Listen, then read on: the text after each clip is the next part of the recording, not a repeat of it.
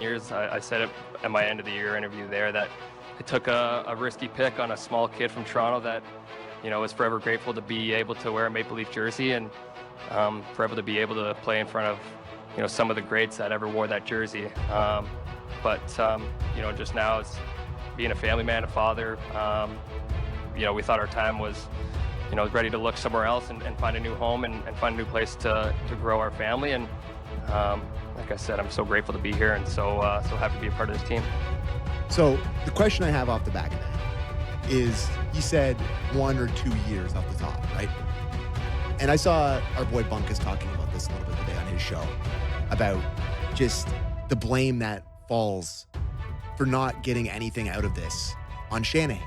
And the belief of like, we're going to keep going back to the well and like everybody's safe. And we're not going to. Was that 2 years ago or was that 3 years ago that he said that? Sure, it was 3 years ago. I think 2 years ago. Was 2 years ago was Boston or no? 2 years ago was when they lost to Florida in the second round.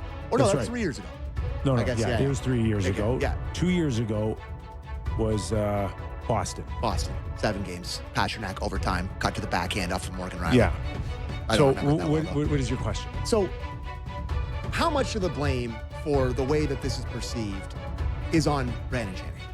And that's what I want to know. Because I think Mitch is taking it really tough right now, and I'm part of it, fully admit that. But I do think that the outgoing president and his lack of, not lack, but like just not giving in to trading him and wanting to be right about this really cost the Leafs some futures here. Like, he wanted to be right. He'd rather lose and be right than, be wrong and trade him, which is really frustrating as a fan. Yeah, it takes a big man to admit that the plan hasn't worked and correct. The whole sunk cost thing and just eat it like that. I definitely think that is a part of this. I think a good lesson is, and this isn't just trades in hockey. This is like, if someone doesn't want to be in your life and you're trying to force it and making sacrifices to make it work, doing everything you can. It's like, it's not, you can't control people. It's not meant to be. Mitch didn't want to be here, and it probably should have done what the Islanders did with Dobson. Dobson started to press the Islanders. I want more. I got a new agent. They just said, all right, we don't need you then. Move on. Couple of picks. The Islanders have a fresh wave of players coming. The Leafs could have done something like that. Like, how would, for example, Kelly McCrimmon have handled it? Like, if you look back, if it was like him in Vegas in the Bizarro world where he's like not committing to being there, there's no trade, like, he would have been traded 100%. 100%. To get to back to your original question, the majority falls on Brendan Shanahan. The majority. And I mean, he's gone now. But yeah, this was all under his watch. So yeah, he's got to be a big boy and wear it, and he did. He lost his job, but he wanted to believe in this group to the point where he doubled and tripled down on it. And at what point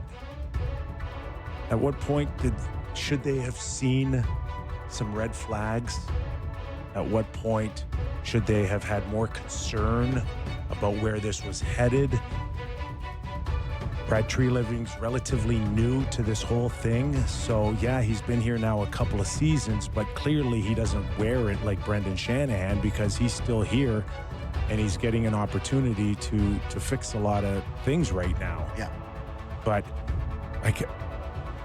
I look at the behavior of children, and I don't necessarily look at the child first. I'm like, where are the parents, and what's going on with the parents, and what are the parents saying, and what are they doing to rectify this behavior? That's a bad dog. Wonder what happened with that dog. So ultimately, yeah, I think for sure Brendan wears a lot of this. And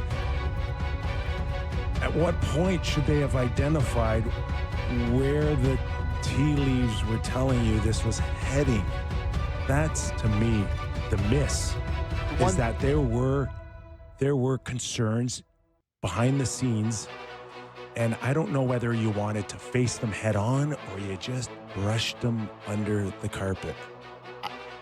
I will always be amazed that, like, we've talked about the accountability and lack of accountability. The fact that everybody came back after Montreal will always stick with me. Mm-hmm. That Dubas was still around, Keefe was still around. All four of the core guys, Morgan, like everybody just got to. And listen, they went past the first round of the playoffs. The next year, I understand that first time, whatever. But that year, when you still would have been able to trade Mitch, you still would have been able to trade Willie. Like, I'm not even saying it had to be Mitch, but it just had to be one of them at some point.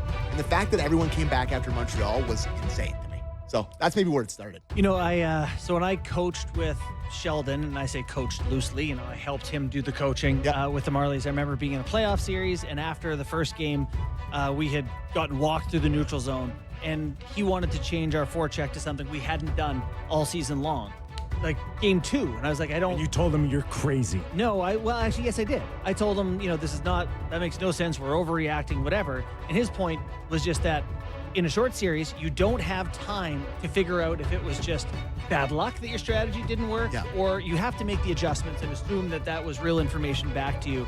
And it's funny that so many years they thought the Leafs just got unlucky in the playoffs. Tavares' injury happened the one year. We couldn't get the goaltending this year.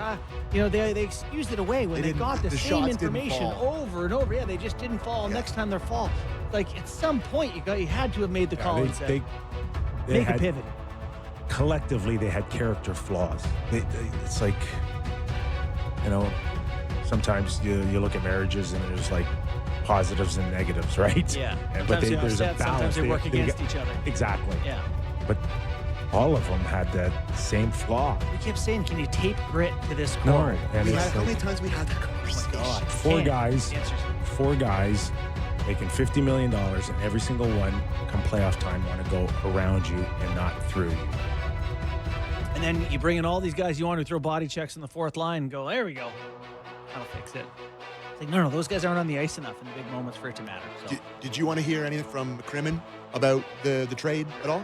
Yeah, okay. I put 3 in there. Well, let's do the first one, Derek, on the process to trade for Mitch. Clip 1. You know, with respect to Mitch, we've had discussions with Toronto, you know, going back a long time where we would have been interested in acquiring Mitch Marner. We had discussions at the trade deadline that were initiated by Toronto where they were trying to do a trade that involved another team. We weren't able to make it happen. When Mitch indicated, or it appeared that Mitch would be going to free agency, he was our target. He was the player that we wanted. And again, tying into why would you do that trade in advance? We wanted to eliminate other teams. We wanted to be able to create a one-on-one relationship with his representatives in terms of trying to do a contract, and that's how the deal came together. I've gone on record to tell you guys that if it was me, I would have given Mitch Marner a window at the end of the summer to start the season, but I would have given him a hard date to say,